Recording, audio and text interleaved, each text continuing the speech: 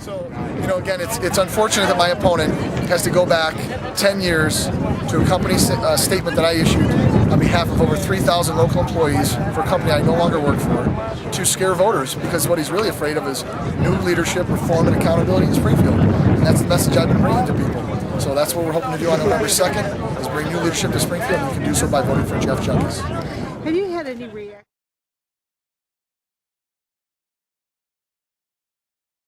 Any reaction to this video, the YouTube going around with McCarthy, talking about being the only Caucasian in the debate that you had? Are people talking about that? Are they aggravated? When I heard it, I was surprised, and I wasn't sure I actually heard it correctly, and that's why I just kind of found myself a little dumbfounded.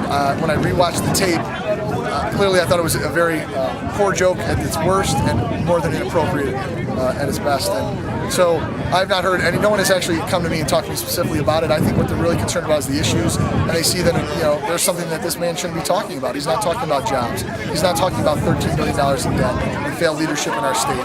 And instead he makes inappropriate jokes and remarks and refuses to answer a question about the reason you were easy to pick out for a pay raise, Kevin, is because you were one of 8 people out of 118 to vote for a 12% pay hike in a recession, not because of your race.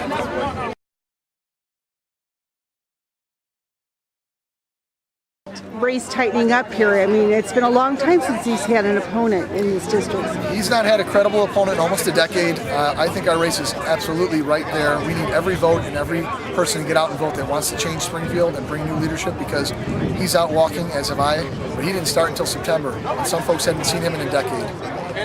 He's getting a lot of money from the party and from Michael Madigan, so if you want new leadership and you don't want Madigan in power, now's your chance to make a change in the 37th district.